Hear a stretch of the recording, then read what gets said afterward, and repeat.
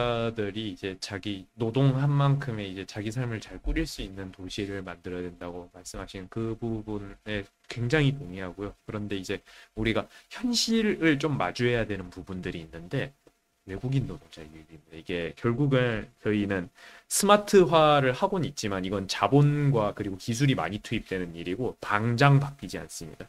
아시다시피. 그러니까 이제 결국은 우리가 근데 제조업은 빨리 늙습니다. 유입은 별로 없고 결국 이 공백은 외국인 노동자들이 메꾸게 될 것이고 그리고 외국인의 이제 이주민들이 정착을 할 것입니다. 여기에 대해 가지고 정착을 할 것인데 그래서 이민자를 수용하는 건 결국 선택이 아니고 거의 필수라고 저는 생각하고 있는데 이 여기에 대해서 이제 구상하시고 계신 다문화 가정 정책이라든가 이런 건 좀 있으신지? 그렇죠.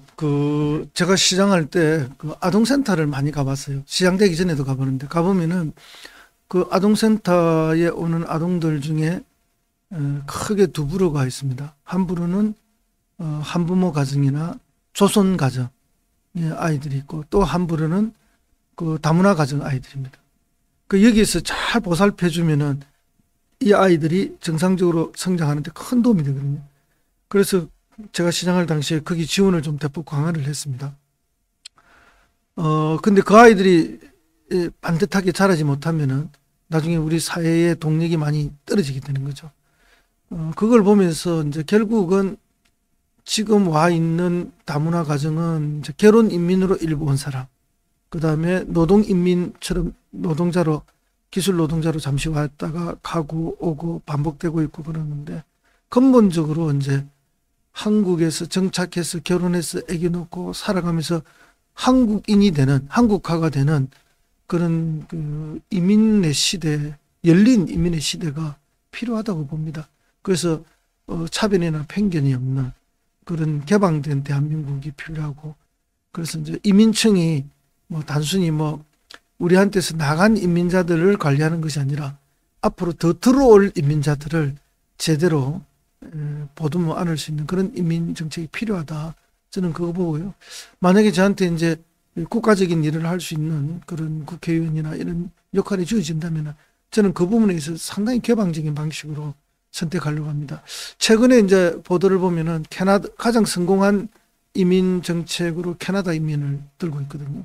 OECD 국가 중에 대부분이 인구가 조금씩 줄거나 이런데 최근에 캐나다가 인구가 조금씩 늘고 있고 가장 성공적이다라고 이야기하는데 거기에는 성공적인 이민 정책이 들어있는 거죠.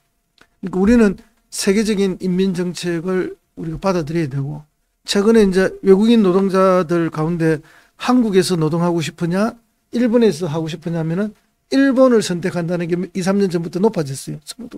그 전에 한국이 높았는데 그거는 이제 우리 인민 노동 정책이 잘못되어 가고 있다는 거죠. 그리고 우리보다 훨씬 절박한 일본은 그 사람들의 맞게 정책 맞춤에 성공했다. 그렇죠. 바로 그겁니다. 그래서 우리도 사실은 그렇습니다. 지금 병원에서 허드렛 일을 하는 분들 또 노인 장기 요양병원들에서 허드렛 일을 하는 분들 이런 분들 우리 구할 수가 없잖아요. 한국인을. 예. 그럼 그 일을 누가 할 것인가? 결국은 그렇죠. 과거에 우리가 독일의 강부가 갔고 간호사가 갔듯이 또 우리에게도 그런 시대가 이미 왔거든요.